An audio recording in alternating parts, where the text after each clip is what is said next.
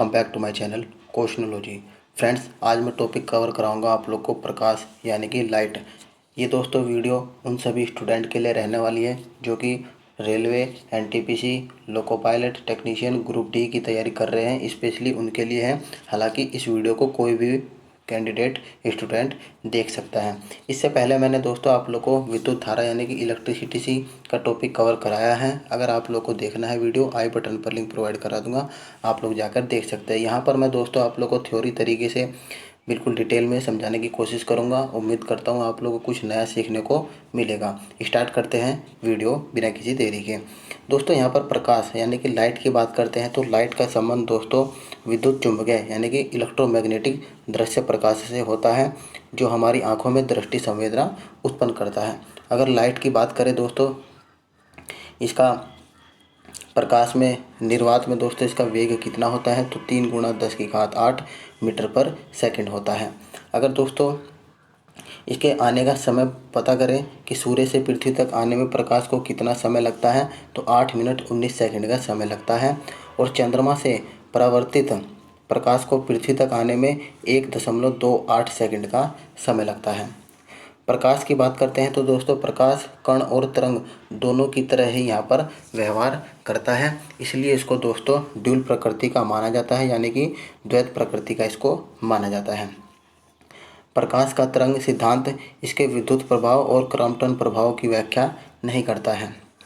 यहाँ पर दोस्तों प्रकाश के फोटोन सिद्धांत के अनुसार ये दोस्तों प्रकाश जो होता है ऊर्जा के छोटे छोटे बंडलों में चलता है, जिसको फोटोन नाम दिया जाता है।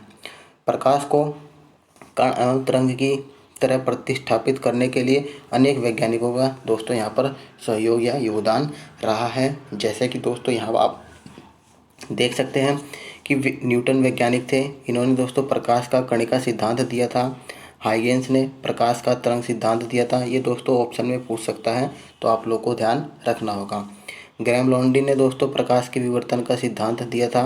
यंग ने प्रकाश के व्यतिकरण का सिद्धांत दिया था। प्लैंक ने दोस्तों प्रकाश के क्वांटम का सिद्धांत दिया था।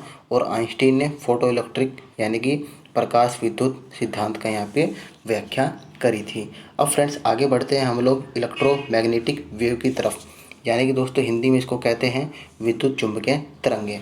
इन तरंगों को दोस्तों संचरण के लिए कोई भी माध्यम की यहाँ पर आवश्यकता नहीं होती है। अगर बात करें दोस्तों इसके वेग की तो निर्वात में इसका वेग दोस्तों प्रकाश के वेग के बराबर होता है, 3 × 10⁸ मीटर पर सेकंड के बराबर होता है।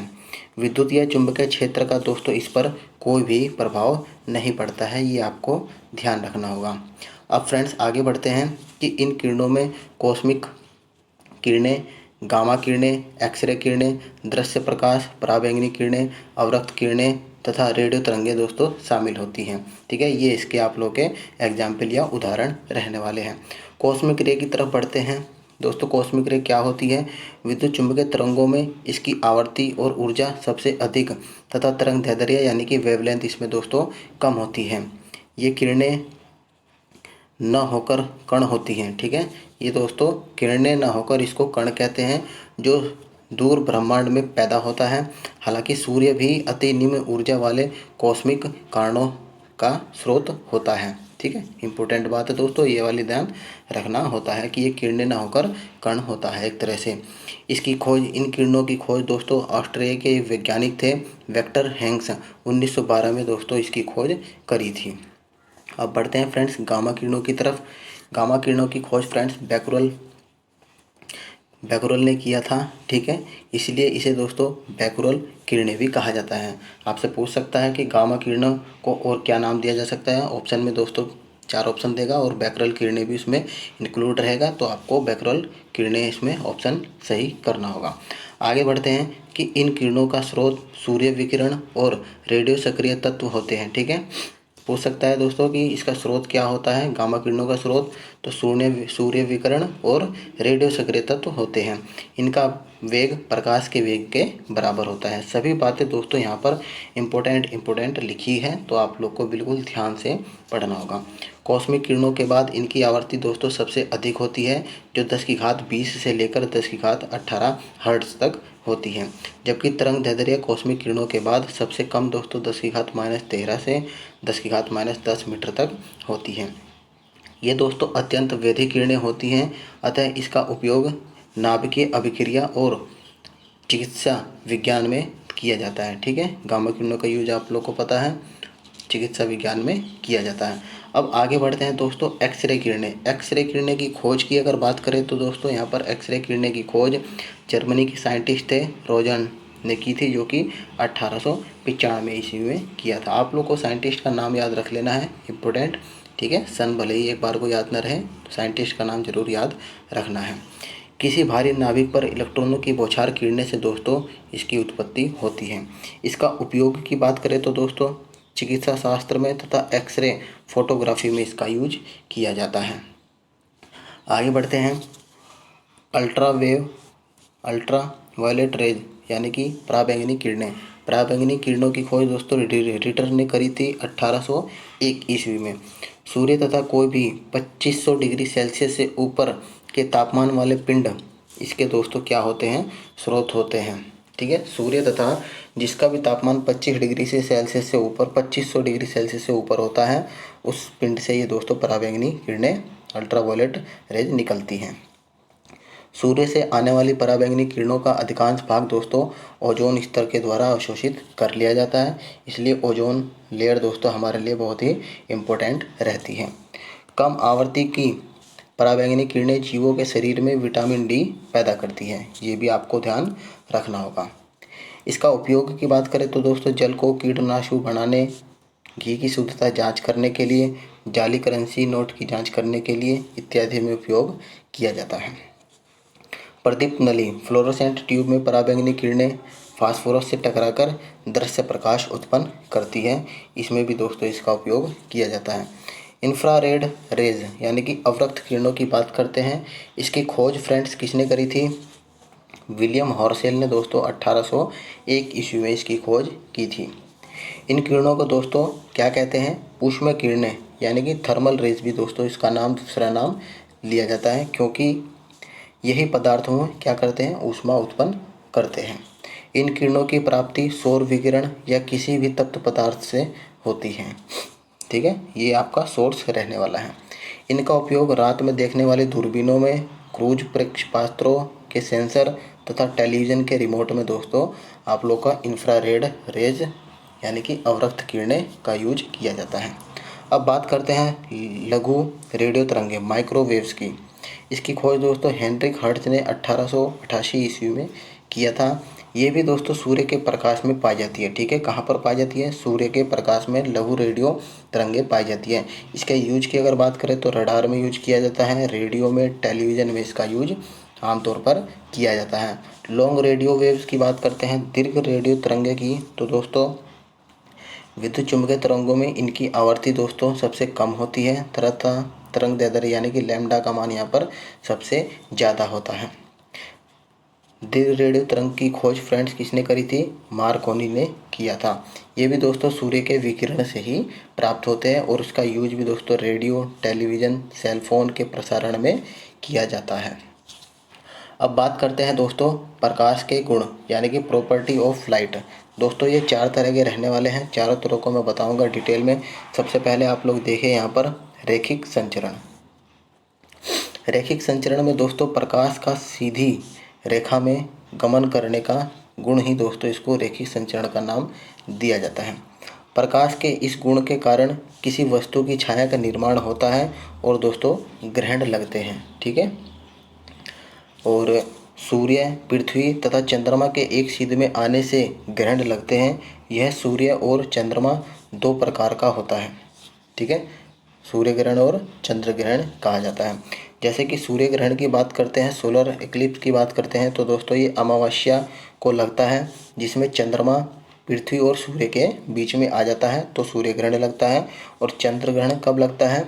जब दोस्तों पृथ्वी की स्थिति सूर्य और चंद्रमा के बीच में होती है, यानी कि सूर्य और चंद्रमा के बीच में पृथ्वी होती है तो चंद्र ग्रहण यहाँ पर देखने को मिलता है। आगे दोस्तों बढ़ते हैं यहाँ पर कि ग्रहण प्रत्येक माह दिखाई नहीं देता है, क्योंकि पृथ्वी और चंद्रमा के कक्ष तल के बीच दोस्तों 5 डिग्री का कोण बना होता है। तो ये पूछा जा सकता है कि ग्रहण प्रत्येक माह क्यों नहीं दिखाई देता है? क्योंकि उसके बीच में दोस्तों 5 डिग्री का एंगल बना होता है। आगे बढ़ते हैं फ्रेंड्स कि प्रकाश स्रोत के वृत्त एक्सटेंडेड होने पर किसी वस्तु की गहरी काली और धुंधली 2 छाया बनती है।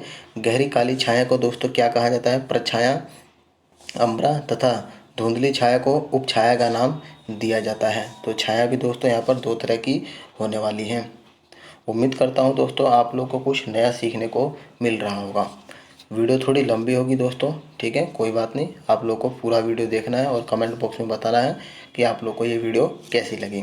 आगे दोस्तों बढ़ते हैं। सूची छिद्र कैमरा, पिन होल कैमरा प्रकाश के रैखिक संचरण के सिद्धांत पर ही कार्य करता है। अब दोस्तों यहाँ पर प्रवर्तन की बात करते हैं। परावर्तन, रिफ्लेक्शन। रिफ्लेक्शन दोस्तों होता क्या है कि प्रकाश की किरणें किसी सतह से जब टकराकर वापस लौटती हैं तो उसी प्रॉपर्टी को दोस्तों क्या नाम दिया जाता है? परावर्तन, रिफ्लेक्शन का नाम दिया जाता है। किसी सतह पर गिरने वाली प्रकाश को आपतित किरण कहते हैं। मान लो ये सतह है तो यहाँ से गिर रही है तो इसको आपतित किरण, और टकराकर जब वापस जाती है तो उसको परावर्तित किरणें दोस्तों इसको कहा जाता है। यदि प्रकाश की किरणें किसी सतह से टकराने के बाद एक ही दिशा में वापस होती हैं तो ऐसी परावर्तक सतह को नियमित परावर्तक सतह कहा जाता है। दर्पण दोस्तों इसका सबसे अच्छा एग्जाम्पल रहने वाला है, ठीक है।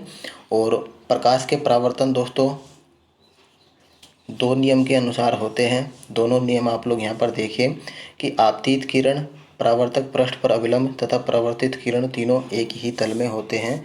ये दोस्तों बेसिकली इसको कहा गया आपतित किरण, परावर्तित किरण और अभिलंब तीनों यहाँ पर एक ही तल में होते हैं। और आपतन कोण का मान परावर्तन कोण के मान के बराबर होता है। ये वाला एंगल इस वाले एंगल के दोस्तों बराबर होता है। यही दोस्तों आप लोग के 2 नियम रहते हैं। आगे बात करते हैं मिरर। मिरर में दोस्तों दर्पण कहा गया है इसे हिंदी में। यह एक नियमित परावर्तक सतह होता है। दर्पण का निर्माण किसी पारदर्शी शीशे की एक सतह में अगर आप लोग पॉलिश कर देते हैं तो दोस्तों वो दर्पण बन जाता है। कलाई करने के लिए किस चीज़ का प्रयोग किया जाता है दोस्तों? सिल्वर नाइट्रेट का प्रयोग कर सकते हैं, पारे का प्रयोग कर सकते हैं, यानी कि मरकरी का उपयोग कर सकते हैं।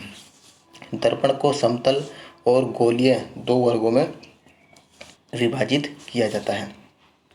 अगर बात करें प्लेन मिरर की, यानी कि समतल दर्पण की बात करते हैं तो इसके दोनों तल दोस्तों फ्लैट होते हैं, यानी कि सपाट होते हैं। इस दर्पण में बनने वाला प्रतिबिंब वस्तु के बराबर बनता है। प्रतिबिंब का आकार प्रकार वस्तु के दर्पण के दूरी पर निर्भर करता है, ठीक।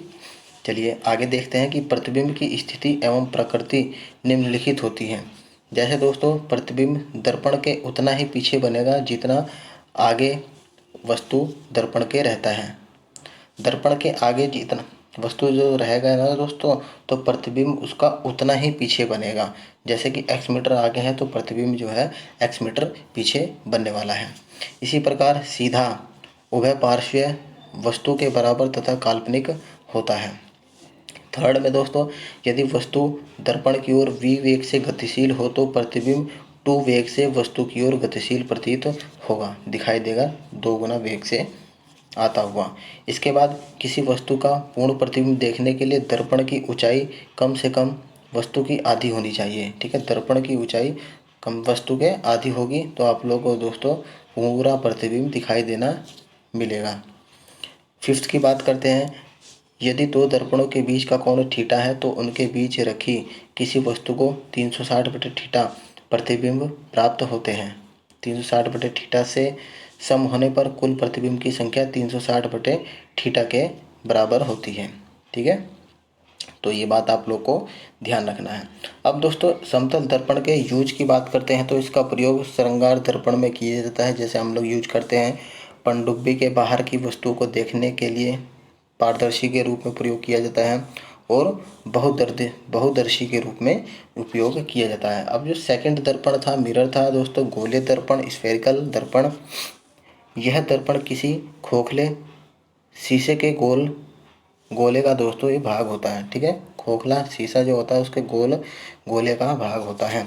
गोले दर्पण में किसी वस्तु के प्रतिबिंब की स्थिति एवं प्रकृति वस्तु के दर्पण से दूरी पर निर्भर करता है। ये बात आप लोग को ध्यान रखनी होगी।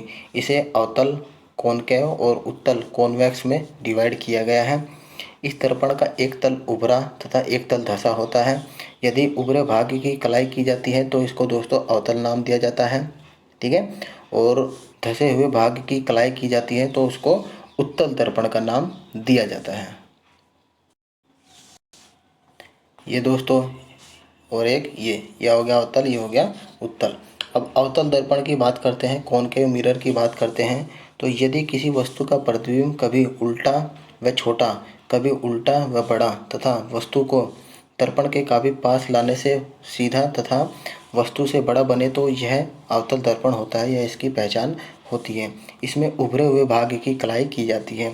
इस दर्पण के ध्रुव और फोकस के बीच रखी वस्तु का प्रतिबिंब काल्पनिक बनेगा, वस्तु के सापेक्ष सीधा तथा बड़ा बनने वाला है। आप लोग ध्यान रखना।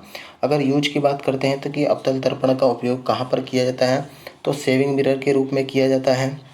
चेहरे को फोकस और ध्रुव के बीच में रखा जाता है। ठीक है, सर्च लाइट तथा गाड़ियों की हेडलाइट में यूज किया जाता है। कान, आँख, गला के डॉक्टर दोस्तों इसका यूज करते हैं। सोलर कुकर में परावर्तक के रूप में दोस्तों इसका यूज किया जाता है।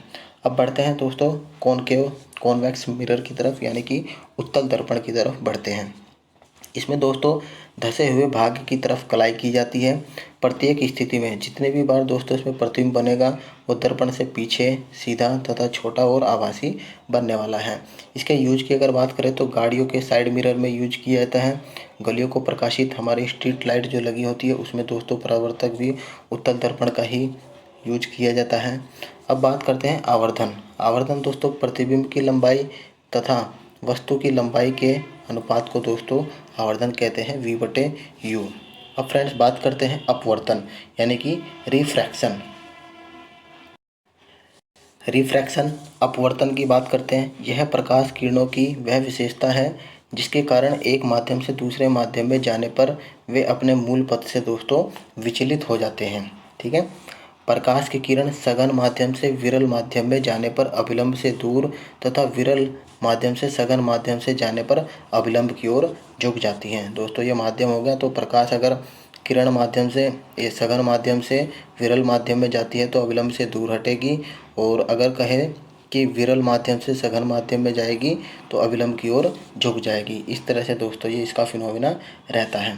आगे दोस्तों यहाँ पर देखिए कि पहले माध्यम तथा दूसरे माध्यम के अंतरपृष्ठ यानी कि इंटरफेस पर गिरने वाले किरणों को आपतित किरण तथा जो दूसरे माध्यम में जाने वाली किरण होती है उसको नाम दिया जाता है अपवर्तित किरण का नाम दिया जाता है। जैसे मैंने ये बनाया तो ये आपतित किरण और इसको बोल दिया जाएगा अपवर्तित किरण। ठीक, चलिए स्नेल के अपवर्तन का नियम। इसमें दोस्तों देखिए आप लोग कि आपतित किरण, अपवर्तित किरण तथा अभिलंब तीनों एक ही तल में स्थित होते हैं।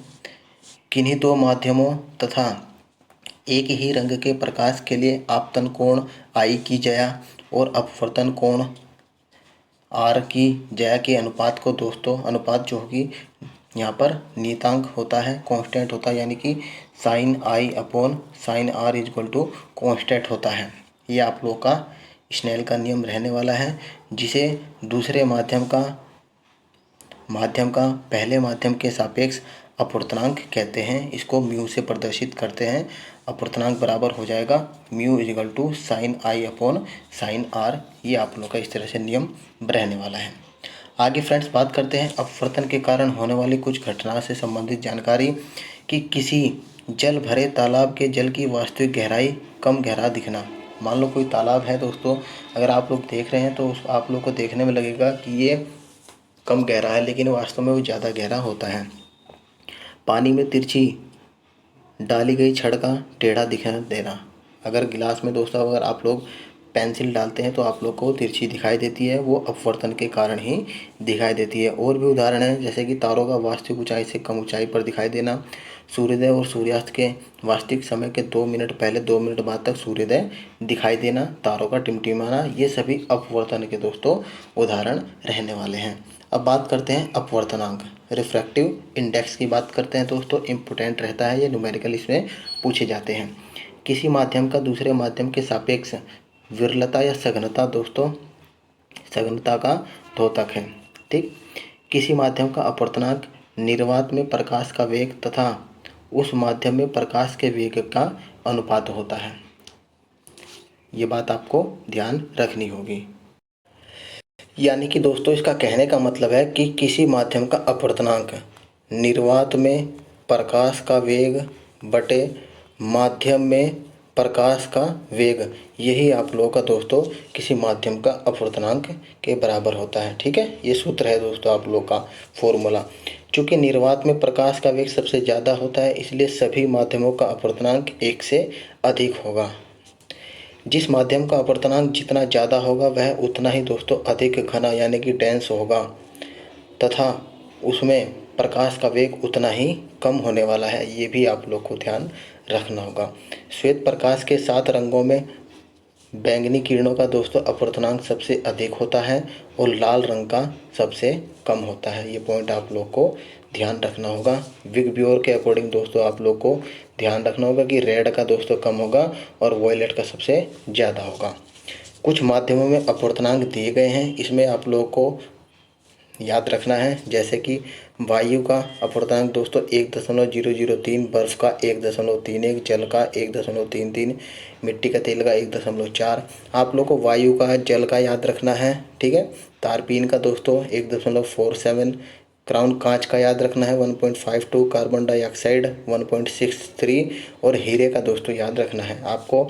एक हीरे का, कार्बन डाइऑक्साइड का, कांच का और जल का और वायु का याद रखना होगा। अब आगे बढ़ते हैं दोस्तों। लेंस दोस्तों क्या होता है? ये दोस्तों एक प्रकाशीय यंत्र होता है। इसकी डेफिनेशन देख लेते हैं कि 2 गोलीय या एक गोलीय एवं एक समतल सतह से शीशे के बने प्रकाशिक यंत्र को दोस्तों लेंस कहते हैं। 2 गोलीय सतह वाले लेंसों को अवतल तथा उत्तल लेंस में इसमें डिवाइड किया जाता है, वर्गीकृत किया जाता है। अवतल तथा उत्तल लेंस में 2 वक्रता केंद्र तथा 2 फोकस होते हैं। अब फ्रेंड्स यहाँ पर देखिए क्षमता, लेंसों के आपतित किरणों को मोड़ने की क्षमता को उसकी शक्ति कहते हैं। ठीक है। लेंस की शक्ति उसके फोकस के व्युत्क्रम के बराबर होती है, यानी कि लेंस की शक्ति P उसके फोकस के व्युत्क्रम के बराबर होती है, जहाँ फिर फोकस दोस्तों मीटर में रहने वाला है। और लेंस की शक्ति का मात्रक होता है डायप्टर, इसको D से रिप्रेजेंट किया जाता है। 2 लेंसों को आपस में जोड़ देने पर परिणामी लेंस की क्षमता दोस्तों क्या हो जाएगी? P = P1 + P2, दोनों की शक्तियों के योग के बराबर होने वाली है। इसके बाद समान फोकस दूरी वाले एक अवतल तथा एक उत्तल लेंस को जोड़ने पर उसकी शक्ति 0 तथा फोकस दूरी दोस्तों अनंत हो जाती है। आप लोग को ये ध्यान रखना होगा। जो दोस्तों ज़्यादा ही इम्पोर्टेंट है मैं उस पर स्टार मार्क लगा दे रहा हूँ। आगे दोस्तों यहाँ पर देखिए उत्तल लेंस, कॉन्वेक्स लेंस। अभी तक हमने दोस्तों दर्पण के बारे में पढ़ा था, अब हम यहाँ पर लेंस के बारे में पढ़ते हैं। इसके दोनों सतह दोस्तों उभरे हुए होते हैं, इस टाइप का होता है। शीर्ष के भाग संकरा नैरो होता है तथा बीच का भाग चौड़ा होता है, जैसे कि मैंने यहाँ पर दिखाया। इसकी प्रधान फोकस धनात्मक होती है तथा इसकी क्षमता भी धनात्मक होती है। फोकस दोस्तों धनात्मक होगी तो इसकी क्षमता भी धनात्मक होगी, ये भी आप लोग को ध्यान रखना होगा। इसमें किसी वस्तु की प्रतिबिंब की स्थिति एवं प्रकृति वैसे ही होती है जैसे अवतल दर्पण में होती है। ठीक है, जैसा कि अवतल दर्पण में आप लोग को देखने को मिलता है, ऐसे ही इसमें मिलने वाला है। यूज की अगर बात करें तो कैमरे में यूज किया होता है इसका, सूक्ष्मदर्शी में, दूरदृष्टि दोष वालों के व्यक्ति के चश्मे में दोस्तों इसका यूज किया जाता है, जिसका दूरदृष्टि दोष होता है, यानी कि जिसको निकट के देखने में परेशानी होती है, उसको दोस्तों यहाँ पर उत्तल लेंस लगाया जाता है। अब दोस्तों कैमरे की बात करते हैं। कैमरा, इसमें दोस्तों एक से अधिक उत्तल लेंस का यूज किया जाता है तो आपका कैमरा तैयार होता है। डिजिटल कैमरा यानी कि अंकीय कैमरों को छोड़कर सभी कैमरों में सेलुलाइड या किसी अन्य बहुलक के फिल्म का यूज दोस्तों यहाँ पर यूज किया जाता है। फिल्म के ऊपर दोस्तों किसका लेप चढ़ा होता है ये आपको ध्यान रखना है। सिल्वर ब्रोमाइड का यूज किया जाता है जो प्रकाश के प्रति संवेदनशील होती है। फिल्म को निकाल कर उसे डेवलप किया जाता है। इसे डेवलप करने के लिए दोस्तों मिटोल का प्रयोग किया जाता है। किसका प्रयोग किया जाता है? मिटोल का यूज किया जाता है, जबकि हाइपो का प्रयोग फिक्सर के रूप में दोस्तों किया जाता है। अब बात करते हैं दोस्तों सूक्ष्मदर्शी यानी कि माइक्रोस्कोप की। माइक्रोस्कोप दोस्तों बेसिकली होता क्या है, जो कि सूक्ष्म पदार्थों को देखने के लिए यूज किया जाता है। ये एक सिंपल और कंपाउंड दो प्रकार का होता है। सरल सूक्ष्मदर्शी में एक छोटे द्वारक तथा छोटे फोकस दूरी वाले उत्तल लेंस का यूज किया जाता है, जबकि संयुक्त सूक्ष्मदर्शी में दो उत्तल लेंस का प्रयोग किया जाता है। वस्तु के पास रखी लेंस की अभिदर्शक यानी कि ऑब्जेक्टिव तथा अंतिम प्रतिबिंब देखने के लिए प्रयुक्त लेंस को नेत्रिका कहते हैं। क्या कहते हैं दोस्तों? लेंस की नेत्रिका। नेत्रिका की अपेक्षा अभिदर्शक का द्वारक एवं फोकस दूरी छोटा होता है। संयुक्त सूक्ष्मदर्शी की आवर्धन क्षमता दोस्तों यहाँ पर अभिदर्शक लेंस की आवर्धन क्षमता इंटू नेत्रक लेंस की आवर्धन क्षमता के बराबर होता है। ये आपका फॉर्मूला बन गया कि आवर्धन क्षमता बराबर होता है अभिदर्शक लेंस की आवर्धन क्षमता गुणा नेत्रक लेंस की आवर्धन क्षमता। ठीक, अब बात करते हैं दूरदर्शी। दूरदर्शी दोस्तों टेलीस्कोप। इस यंत्र का उपयोग दूर की वस्तुओं को देखने में, दूर की बड़ी वस्तुओं को देखने में किया जाता है और यह खगोलीय, गैलियन तथा पार्थिव प्रकार की होती है। खगोलीय दूरदर्शी में दो उत्तल लेंस जबकि पार्थिव में तीन उत्तल लेंस का प्रयोग किया जाता है। गैलियन दूरबीन में एक उत्तल तथा एक अवतल लेंस का प्रयोग किया जाता है। ये बात आप लोग को ध्यान रखनी होगी। खगोलीय दूरदर्शी के द्वारा खगोलीय पिंडों का अवलोकन किया जाता है, जबकि पार्थिव दूरदर्शी से पृथ्वी पर स्थित दूर की वस्तुओं का दोस्तों यहाँ पर अवलोकन किया जाता है या देखा जाता है।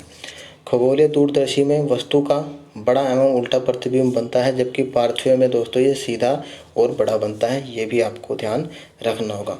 दोनों ही दूरदर्शियों के अभिदर्शक नेत्रिका की अपेक्षा बड़े द्वारक तथा फोकस दूरी वाले होते हैं। अब बात करते हैं अवतल लेंस। अवतल लेंस में दोस्तों इसके दोनों भाग धसे हुए होते हैं, कुछ इस टाइप का होता है। ठीक है, इसमें बनने वाले प्रतिबिंब की स्थिति एवं प्रकृति उत्तल दर्पण की तरह होती है।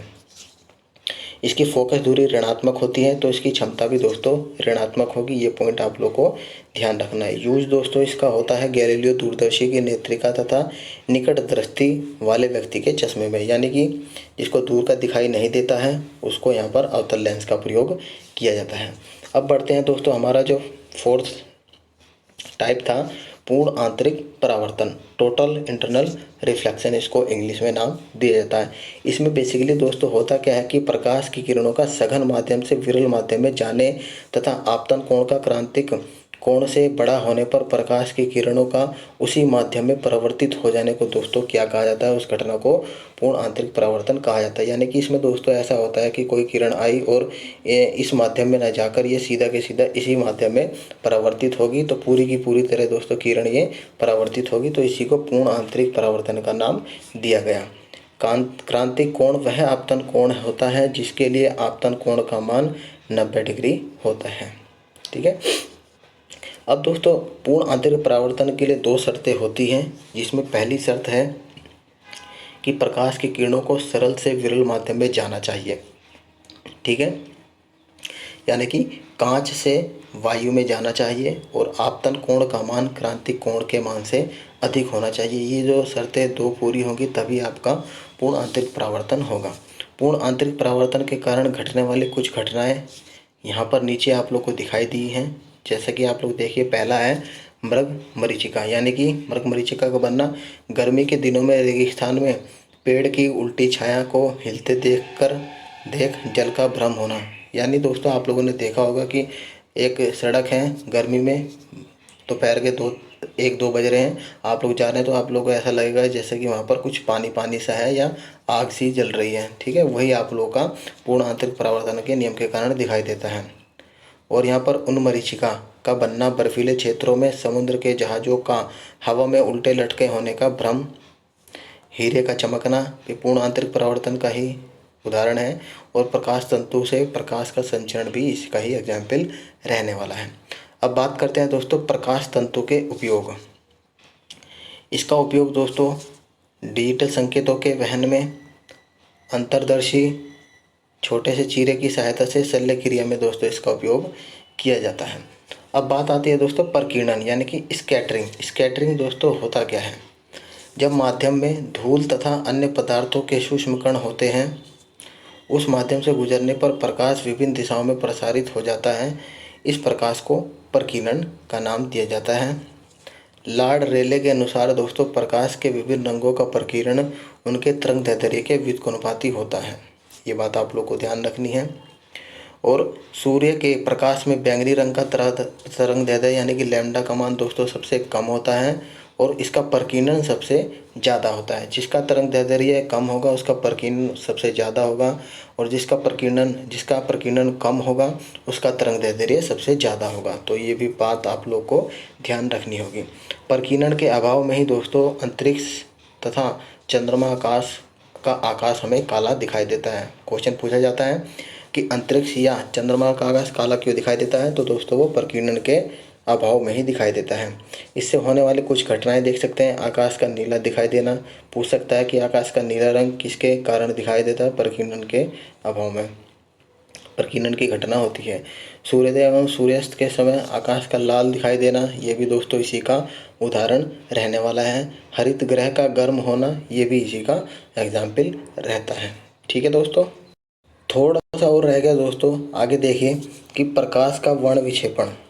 सूर्य का प्रकाश जब प्रिज्म से होकर गुजरता है तो अपवर्तन के पश्चात विभिन्न रंगों में दोस्तों उसका प्रकाश बट जाता है, और इस प्रकार प्राप्त रंगों को दोस्तों वर्ण स्पेक्ट्रम का नाम दिया जाता है, यानी कि वर्णक्रम स्पेक्ट्र का नाम दिया जाता है। इस क्रिया को वर्ण विक्षेपण कहते हैं।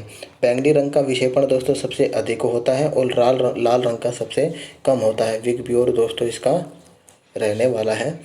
ठीक है, बैंगनी रंग का सबसे यहाँ पर दोस्तों वर्ण विक्षेपण ज़्यादा होगा और रेड का कम होगा। आधार से ऊपर की ओर रंगों का क्रम इस तरह से रहता है, जैसे कि दोस्तों वॉयलेट यानी बैंगनी, जामुनी, नीला, हरा, पीला, नारंगी और लाल।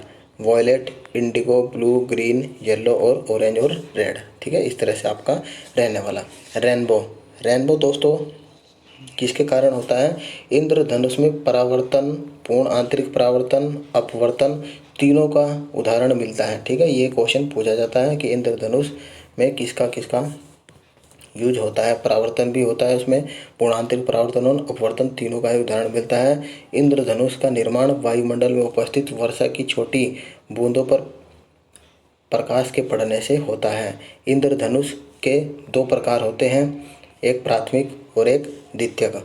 वस्तुओं का रंग दोस्तों, वस्तुओं का रंग देखिए यहाँ पर क्या कहता है कि वस्तु जिस रंग की दिखाई देती है वास्तव में वह उस रंग को परावर्तित करती है। ठीक है, यदि वस्तु श्वेत दिखाई देती है तो वह सभी रंगों का परावर्तन करती है, जबकि काली दिखाई देने वाली वस्तु सभी रंगों को अवशोषित कर लेती है या उसका अवशोषण कर लेती है, तो हमें काली वस्तु दिखाई देती है। लाल गुलाब को हरे प्रकाश से देखने पर वह काला दिखाई देता है।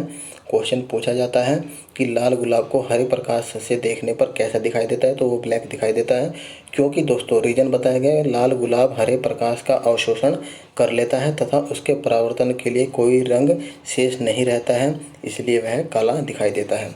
आगे बढ़ते हैं। प्राइमरी कलर दोस्तों क्या होते हैं? लाल, नीला और हरे रंग को प्राइमरी कलर या प्राथमिक रंग कहते हैं, क्योंकि इसका संयुक्त प्रभाव वाइट होता है। इसको कंबाइन करेंगे तो वाइट रंग प्राप्त होगा। रंगीन टीवी में प्राथमिक रंग लाल, हरा, नीला का उपयोग किया जाता है। दो प्राथमिक रंग के मिलने से बनने वाले रंग को द्वितीयक रंग कहते हैं। जब दो रंग परस्पर मिलकर श्वेत रंग बनाते हैं तो उसको पूरक रंग नाम दिया जाता है। इसके बाद दोस्तों यहाँ पर देखिए कि मैजेंटा लाल और नीला, पीकॉक ब्लू बनेगा हरे और नीले से। पीले रंग को संपूरक रंग कहते हैं, क्योंकि इसका संयुक्त प्रभाव भी श्वेत होता है, यानी कि वाइट होता है। मिश्रण से प्राप्त विभिन्न रंग दोस्तों, लाल प्लस हरा रंग मिलाएंगे तो पीला बनेगा। लाल नीला से मैजेंटा, हरा और नीला से पीकॉक ब्लू, हरा मैजेंटा से वाइट, लाल और पीकॉक ब्लू से वाइट और नीला और पीला से श्वेत रंग बनने वाला है। विभिन्न घटनाएं देखने को मिलेंगी यहाँ पर। और ये प्रकाश का गुण किसके कारण दोस्तों ये घटनाएं देखने को मिलती है, तो यहाँ पर देखिए अपवर्तन, तारों का टिमटिमाना एवं वास्तविक दूरी से अधिक दूरी का दिखाई देना अपवर्तन के कारण, जल के तल पर पड़े सिक्के का अपने वास्तविक गहराई से ऊपर दिखना अपवर्तन के कारण, तिरछी छड़ी का पानी में मुड़ा दिखाई देना अपवर्तन के कारण, मरीचिका का बनना पूर्ण आंतरिक परावर्तन के कारण, हीरे का चमकना पूर्ण आंतरिक परावर्तन। ये सब हम लोगों ने डिस्कस कर लिया है। प्रकाश तंतु का कार्य करना पूर्ण आंतरिक परावर्तन, आकाश का नीला दिखाई देना प्रकीर्णन, सुबह शाम को सूर्य का लाल दिखाई देना प्रकीर्णन के कारण, पानी के बुलबुले का रंगीन दिखना व्यतिकरण, पानी के सतह पर पानी का मिट्टी का तेल डालना व्यतिकरण, मिट्टी का तेल डालने पर उसका रंगीन दिखाई देना व्यतिकरण। सीडी यानी कॉम्पैक्ट डिस्क का रंगीन दिखाई देना, जो कि सीडी का यूज करते हैं, विवर्तन के कारण होता है। इंद्रधनुष का बनना प्राथमिक 2 बार अपवर्तन तथा 1 बार परावर्तन में लाल रंग, इंद्रधनुष का बनना प्राथमिक में लाल रंग बाहर और बैंगनी अंदर होता है, ठीक है। और इंद्रधनुष का बनना जो कि द्वितीयक होता है, द्वितीयक में बैंगनी बाहर होता है और लाल रंग अंदर होता है। इंद्रधनुष 2 प्रकार के होते हैं, मैंने बताया आप लोग को, जिसमें दोस्तों बाहरी रंग होता है लाल और जिसमें अंदर बैंगनी होता है वो प्राथमिक इंद्रधनुष, जिसमें 2 बार अपवर्तन और 1 बार परावर्तन होता है। और जो द्वितीयक इंद्रधनुष होता है उसमें बैंगनी रंग बाहर होता है और लाल रंग अंदर होता है, इसमें 2 बार अपवर्तन 2 बार परावर्तन होता है। तो इस तरह से दोस्तों मैंने आप लोगों को कुछ लाइट का टॉपिक कवर कराए हैं। कुछ नया सीखने को मिला हो तो अपने फ्रेंड सर्कल में वीडियो को शेयर करना और लाइक करना। मिलते हैं आपको नेक्स्ट वीडियो में, तब तक के लिए धन्यवाद फ्रेंड्स।